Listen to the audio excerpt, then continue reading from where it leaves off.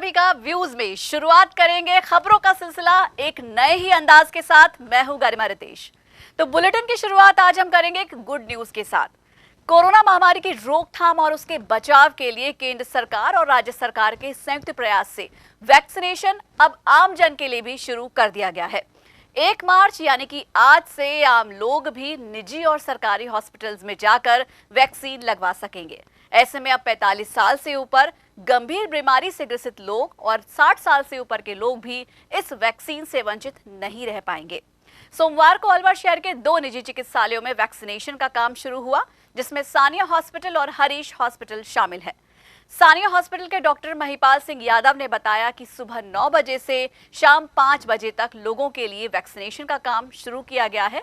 इसके लिए अतिरिक्त स्टाफ हॉस्पिटल में लगाया गया ताकि लोगों को किसी भी तरह की कोई परेशानी का सामना ना करना पड़े। आमजन के लिए जो 45 साल से ज़्यादा उम्र के हैं उनके लिए यहाँ पे कोविड के लिए वैक्सीनेशन हो रहा है, कोविशील्ड। और व्यवस्था में 9 बजे से 5 बजे तक इंजेक्शन लगेंगे।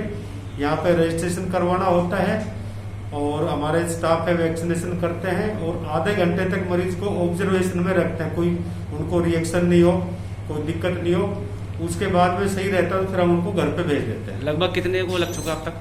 अभी तक 25 पेशेंट्स को 25 आदमियों को यहाँ पे लग चुके हैं और अभी और वेटिंग में भी है और आ रहे हैं। टाइमिंग कब से कब तक है?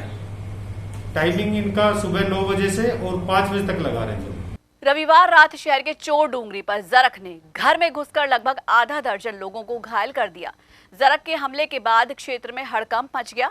स्थानीय लोगों ने घायलों को हॉस्पिटल पहुंचाया। इसके बाद आक्रोशित भीड़ ने जरख को लाठी डंडों से पीटकर मौत के हवाले कर दिया। सूचना पाते ही मौके पर पहुंची वन विभाग की टीम ने जरख के शव को अपने कब्जे में लिया। आसपास के लोगों के अनुसार जरख ने 5 लोगों को किया घायल। स्थानीय लोगों का कहना है कि जरख ने जिन लोगों को घायल किया उन लोगों को वन विभाग की तरफ से मुआवजा दिया जाना चाहिए। बताने पब्लिक आम जनता बता रही है 3-4 लोग घायल हुए। 4 लोग घायल हुए। मैं अभी आया हूँ जस्ट, और हायना को मार दिया गया तो उसको लेके हम जा रहे हैं, पोस्टमार्टम करेंगे जो भी कहानी है। और जो इंजर्ड लोग हैं उनको जो उचित मुआवजा होगा वो वन विभाग की तरफ दिया जाएगा। और मैं उनसे मिलने जा रहा हूँ। अभी जनरल हॉस्पिटल में भर्ती है, जैसा मुझे यहाँ पब्लिक ने बताया ना, मैं वहीं जा रहा हूँ जनरल हॉस्पिटल। अरावली विहार थाना अंतर्गत अजीत नगर काला कुआं में एक शख्स ने फांसी लगाकर की खुदकुशी। सूचना मिलते ही मौके पर अरावली थाना पुलिस पहुंची। थाने के हेड कांस्टेबल सतेंद्र ने बताया कि मृतक धर्मेंद्र, जिसकी उम्र 35 साल है, उसने अपने गले में फंदा लगाकर जीवन लीला समाप्त कर ली। मृतक रात को खाना खाकर सोया। सुबह जब परिजनों ने दरवाजा खटखटाया तो दरवाजा नहीं खोला गया। तब परिजनों ने दरवाजा तोड़कर देखा कि धर्मेंद्र पंखे से लटका हुआ है। पुलिस ने शव का पोस्टमार्टम करा शव परिजनों को सौंप दिया है। आज दिनांक थाने पे इत्तला मिली कि अजीत नगर काला कुआं में एक व्यक्ति ने सुसाइड कर लिया है। मुताबिक सूचना के वहाँ पहुँचे एसओ साहब के साथ, तो वहाँ पर एक लड़का जिसका नाम धर्मेंद्र था, जिसकी उम्र 35 साल थी, जो फर्श पर चित अवस्था में लेटा हुआ था, जिसके गले में एक बेडशीट बंधी हुई थी, आधी फंके लटकी हुई थी। जिसके भाई संजय ने एक रिपोर्ट दी कि मेरे भाई रात को सोया था, सुबह चाय के लिए दरवाज़ा खटखटाया तो वो नहीं उठा। जिसके हमने दरवाज़ा तोड़ के देखा तो उचित अवस्था में गिरा हुआ था, जिसने अज्ञात कारणों से गले में फांसी लगाकर आत्महत्या कर ली। इधर अरावली विहार थाना क्षेत्र अंतर्गत सोनावा डूंगरी की रहने वाली एक महिला ने भी फांसी लगाकर अपनी जीवन लीला समाप्त कर ली। महिला थाना इंचार्ज चौथमल ने बताया कि मृतका के पति की 10 महीने पहले सड़क हादसे में मौत हो गई थी। उसके बाद मृतका अपने बच्चों के साथ रह रही थी, लेकिन मृतका के ससुराल पक्ष उसे परेशान करने लगे, जिससे परेशान होकर उसने फांसी लगाकर खुदकुशी कर ली। पुलिस ने बताया कि महिला का शव पंखे से लटका मिला, जिसे पोस्टमार्टम के बाद शव परिजनों को सौंप दिया गया है। महिला श्रीमती कमलेश, पत्नी सुरेश चंद सैनी, उम्र करीब 30 साल, बाल भारती स्कूल के पीछे उपला सोनावा की रहने वाली। इसने आज सुबह ही करीब 8:30-9 बजे हमको सूचना मिली थी कि फांसी लगा ली और लेके हॉस्पिटल जा रहे हैं। हम आए तो मृत्यु घोषित कर ली थी। कितने दिन पहले शादी हुई थी, क्या कह रहे हैं कुछ? इसकी शादी करीब 10-12 साल पहले हुई थी। पति इसका पहले ही? हाँ, करीब 9 महीने पहले एक्सीडेंट में ख़त्म हो गया है इसका पति सुरेश। परिजनों ने कोई रिपोर्ट वगैरह? अभी जैसे रिपोर्ट देंगे परिजन वैसी कार्रवाई कर दी जाएगी। क्या नाम? अभी परिजन हैं इसके पियर पक्ष वाले गोविंदगढ़ के रहने वाले हैं जो रास्ते में आ रहे हैं। क्या नाम आपका? शिव शंकर ASI थाना अरावली बिहार। गर्मी शुरू होने के साथ ही शहर में पेयजल संकट गहराने लगा है। विभाग द्वारा नलकूपों के खराब होने के बाद उनकी समय पर मरम्मत नहीं होने से लोगों को भीषण पेयजल संकट से जूझने की मजबूरी बनी हुई है। शहर के घोड़ाफेर चौराहे पर सोमवार को वार्ड नंबर 25 के पार्षद लोचन यादव स्थानीय लोगों के साथ धरने पर बैठ गए। पार्षद यादव का कहना था कि उनके वार्ड में पिछले करीब 1 साल से ज्यादा समय से पानी की किल्लत चल रही है। इसके लिए स्थानीय लोगों के साथ मिलकर उन्होंने हर संभव प्रयास किए, लेकिन जिम्मेदार जलदाय विभाग के अधिकारियों ने कोई सुनवाई नहीं की।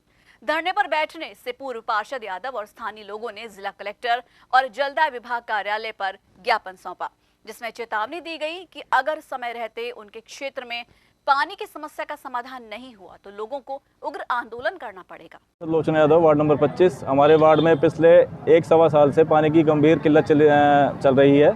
इसके लिए हमने हर संभव प्रयास किए कि हमारे वार्ड में पानी की पूर्ति सुचारू हो सके। इसके लिए हमने चक्का जाम किया, आंदोलन किए, ज्ञापन दिए कलेक्टर साहब को, जलदाय विभाग में मंत्री जी को, MLA साहब को, सबको ज्ञापन दिए, लेकिन हमारी पानी की समस्या का कोई समाधान नहीं हुआ।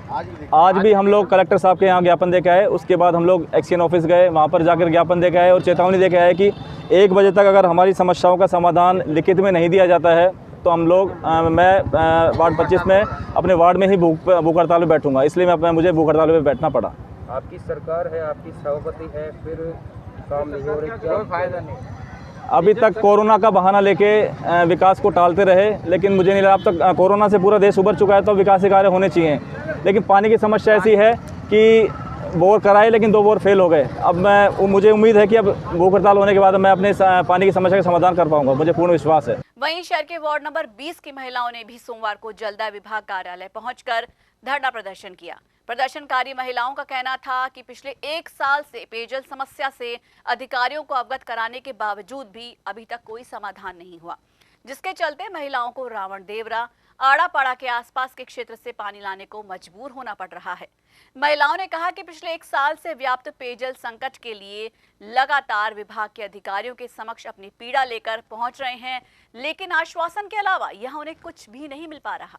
हाँ बताइए, क्या समस्या आ रही है? पानी की समस्या है। कौन सी जगह से आ रही है? वो खड़ेश्वरी बाबा की भोलेनाथ के बगीचे के बीच का है। कितने दिन हो गए? साल भर होगी। अच्छा, फिर आप तुम्हारे बिल्कुल ना यार। आज कहाँ आए आप? कहाँ पर आए आप? वाटर बॉक्स में आया। अब क्या किए इन्होंने? अब नुखरे करांगा। पहली बार आए या? नहीं, 2-3 बार आ गए साल भर में। पानी आता नहीं है क्या? नहीं आता बिल्कुल। कहाँ से लाते हो पानी? वहाँ आडापारा से, राउंड देरान से बाबा जी है जम्मू साड़ा के नीचे बाबा जी का भर के ला रहे हैं ठेला में। काफी परेशानी आ रही है। काफी परेशानी, बहुत जोर। कितनी महिलाएं आई हैं आप? महिला तो 50 आई, गया ट्रैक्टर भर के, वो टेम्पो भर के गया। और इसी के साथ ही व्यूज में वक्त हो चला है एक छोटे से ब्रेक का, लेकिन आप कहीं मत जाएगा, देखते रहिए माध्यम पर व्यूज।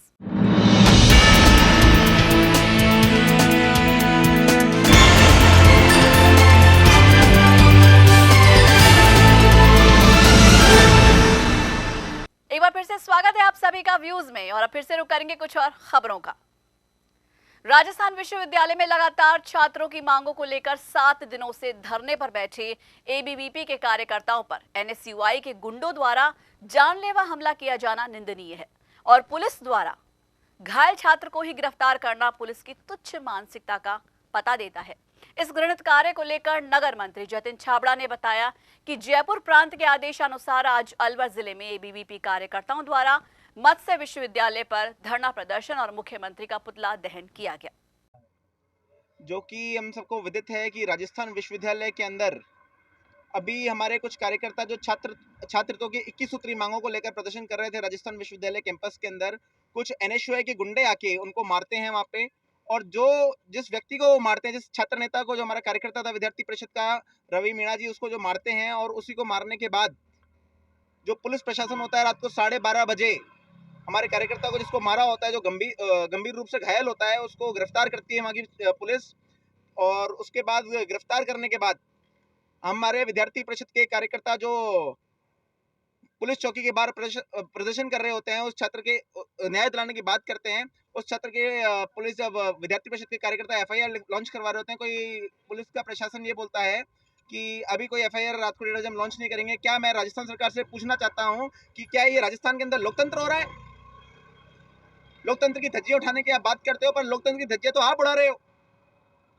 इसलिए वो प्रदर्शन कर रहे थे वहाँ। राजस्थान विश्वविद्यालय के अंदर छात्रों की 21 सूत्री मांगों को लेकर एक प्रदर्शन हो रहा था। क्या क्या मांग?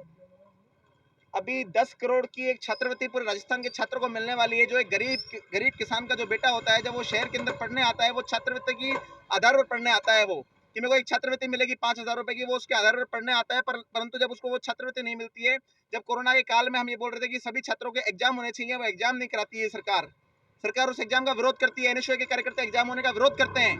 और जब प्रमोट की मार्कशीट आती है तो वो प्रमोट की मार्कशीट दिलवाना चाहते हैं NSUI के कार्यकर्ता। आज हमें ध्यान में आता है वो विषय कि प्रमोट की मार्कशीट से जो छात्रवृत्ति का जो विषय उन्होंने अटका रखा है, ये फीस उन्होंने पूरी ली है राज्य की सरकार ने, प्रमोट की मार्कशीट दे दी है, पर लेकिन जब छात्रवृत्ति देने का समय आया है, जो 10 करोड़ की छात्रवृत्ति की राशि है वो सरकार छात्रों को नहीं दे रही है। आज विद्यार्थी परिषद और राजस्थान के अंदर इसका प्रदर्शन। राजस्थान कानून को संघ द्वारा सोमवार को अपनी मांगों को लेकर जिला मुख्यालय पर धरना प्रदर्शन किया गया।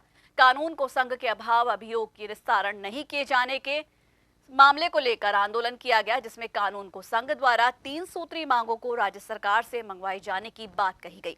राजस्थान कानून को संघ जिला शाखा अलवर के जिला अध्यक्ष सुरेश पाल सिंह चौहान ने माध्यम टीवी को बताया कि 25 जनवरी से कानून को संघ लगातार धरना प्रदर्शन कर राज्य सरकार से अपनी मांग मनवाए जाने के लिए प्रयासरत है। ऐसे में सोमवार को धरना प्रदर्शन कर जिला कलेक्टर को मुख्यमंत्री के नाम एक ज्ञापन सौंपा और अपनी मांगे मनवाए जाने की बात कही। जिला कलेक्टर कार्यालय पे हमारे द्वारा धरना दिया जा रहा है। माननीय मुख्यमंत्री महोदय को ज्ञापन दिया जा रहा है जिला कलेक्टर महोदय के माध्यम से। राशन पटवार संघ 25 जनवरी से लगातार आंदोलनरत है। हमारी जो मुख्य मांग है 28/4/2018 को माननीय मुख्य सचिव महोदय की अध्यक्षता में लिखित में समझौता हुआ है, जिसमें नायब तहसीलदार के 100% पद जो कि 973 हैं, उन पर पदोन्नति से उनको भराया जाए, यानी डायरेक्ट रिक्रूटमेंट उन पे नहीं किया जाए। दूसरी क्या है कि 28/8/2019 को जो लिस्ट जारी हुई थी हमारी सीनियरिटी लिस्ट, उसको बहाल रखा जाए। इसके अलावा हमारी क्या है कि कुछ वित्तीय मांगे भी हैं, जैसे हार्ड ड्यूटी अलाउंस हमारे को दिया जाए। उसके अलावा क्या है कि हमारे को जो ट्रैवलिंग अलाउंस है ये हैं। इसके साथ साथ कानून को संघ वर्तमान परिस्थितियों को देखते हुए अपने नए पदों को सृजित करने के लिए भी निवेदन कर रहा है। हमारे कुल राजस्थान के अंदर 3150 नायब तहसीलदार के पद होने चाहिए, जिनको DPC से ही भरा जाना चाहिए। यही हमारी प्रमुख मांग है। यदि सरकार इस ओर ध्यान नहीं देगी तो हम बहुत जल्दी पटवार संघ की तर्ज पे एक बहुत बड़ा आंदोलन खड़ा करने जा रहे हैं, जिसकी जिम्मेदारी सरकार की होगी।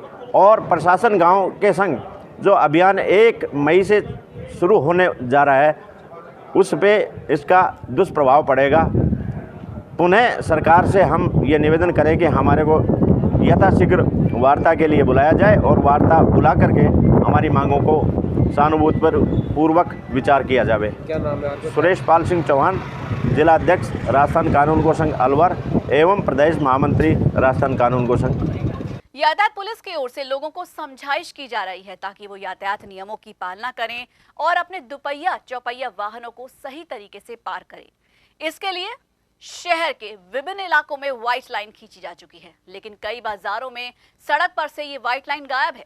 ऐसे में दुपहिया वाहन चालक बेतरतीब वाहन खड़ा कर रहे हैं। यातायात पुलिस के अधिकारी रामेश्वर दयाल ने बताया कि नगर परिषद से रिक्वेस्ट की जा रही है कि वो तुरंत प्रभाव से शहर के मुख्य बाजारों में व्हाइट लाइन खींचे ताकि लोग इस व्हाइट लाइन के बाहर अपनी गाड़ी को पार्क ना करें और यातायात व्यवस्था सुचारू रहे। हाँ, बिल्कुल सही बात है कि व्हाइट पट्टी जैसे सर्कस पे व्हाइट पट्टी हुई है, व्हाइट पट्टी नई और दिखाई देती है तो हर ये जो मोटरसाइकिल चालक है या वाहन चालक है ये देखता है कि भाई व्हाइट पट्टी के मैं अंदर की साइड गाड़ी खड़ी नहीं करूं। तो सर्कस के पास और ये अपने जो कलाकंद मार्केट है इसमें व्हाइट पट्टी डाली गई है, उससे काफी रिलीफ मिल रहा है हमें, क्योंकि हम अनाउंस करते हैं कि व्हाइट पट्टी के अंदर की साइड में गाड़ी पार्क नहीं करें, उससे लोग उसे व्हाइट पट्टी के बाहर ही खड़ी करते हैं। जैसे बजाजा बाजार है, ये सर्कस से बजाजा बाजार तक ही ये व्हाइट पट्टी डल जाए तो काफी कुछ हो सकता है इसमें। तेज गर्मी के चलते इन दिनों पकी हुई फसल पर खासा असर देखने को मिल रहा है। खासकर गेहूं की फसल सूखने की कगार पर आ खड़ी हुई है। कृषि विभाग के अधिकारी केएल मीणा ने बताया कि इस बार समय से पहले पड़ने वाली गर्मी के कारण गेहूं की फसल 20 से 30% खराब होने का अंदेशा है। इस मामले को लेकर किसानों को किसान क्लब से जागरूक भी किया जा रहा है, लेकिन मौसम के कारण फसल में 20 से 30% की गिरावट दर्ज की जाएगी। देखो, इस टाइम बेमौसम की जो गर्मी बढ़ा है, तापक्रम बढ़ा है, उसमें गेहूं की फसल के लिए नुकसानदायक है, क्योंकि इस टाइम जिले में जो गेहूं है अधिकतर क्षेत्रों में दूधी अवस्था में है। दूधी अवस्था में रहने के कारण सिंचाई की पानी की अधिक आवश्यकता पड़ती है और टेम्परेचर हाई होने के कारण जल्दी में मतलब पकाव पे गेहूं आ जाएगा, जिसमें पूर्ण रूप से गेहूं नहीं पकेगा, दाना हल्का रह जाएगा। तो गुणवत्ता पर भी कहीं असर पड़ेगा क्या? हाँ जी, गुणवत्ता पर असर पड़ेगा। उसमें जो दाने की जो प्रॉपर साइज है वो नहीं बनेगी और इसमें उत्पादन भी प्रभावित होगा। तो लगभग कितने हेक्टर में इस समय गेहूं हो रहा है जिले में, यदि अपन माने? सर, जिले में कम से कम 1 लाख हेक्टर के आसपास, मतलब 1,30,000 हेक्टर के आसपास गेहूं है। तो उसमें गेहूं अगेता भी है, अगेती वैरायटी भी है, पछेती वैरायटी है। गेहूं हमारे जिले में प्राय बाजरा ग्वार फसल में के काटने के बाद में बोया जाता है और प्याज जो पछेती वैरायटी है, जो प्याज फसल काटने के बाद में भी गेहूं बोया जाता है। कितना % नुकसान मान रहे हैं कि यदि ऐसी गर्मी पड़ती रही तो कितना प्रतिशत नुकसान? हाँ जी, इसी प्रकार ऐसी गर्मी पड़ रही है तो गेहूं में कम से कम 20-25% नुकसान होने की संभावना है। इसमें क्या है, सिंचाई की पानी की अधिक आवश्यकता पड़ती है, तो पानी समय पे नहीं मिलने पर भारी नुकसान गेहूं में। कोविड-19 से खतरा फिलहाल थमा नहीं है, कम जरूर हुआ है, लेकिन इसे हल्के में ना लें, क्योंकि कई जगहों पर फिर से कोरोना के मामलों में इजाफा नजर आया है। इसलिए बिना मास्क लगाए घर से बाहर कदम ना रखें, क्योंकि 2 गज दूरी, मास्क है जरूरी। माध्यम टीवी आप सभी से यही गुजारिश कर रहा है। तो आज के लिए व्यूज में बस इतना ही। अपने इलाके की हर खबर जानने के लिए आज ही अपने स्मार्टफोन पर यूट्यूब चैनल से सब्सक्राइब कीजिए माध्यम टीवी और देखें खबरों के साथ साथ मनोरंजन और हर तरह की जानकारी पाने के लिए रोचक कार्यक्रम। नमस्कार।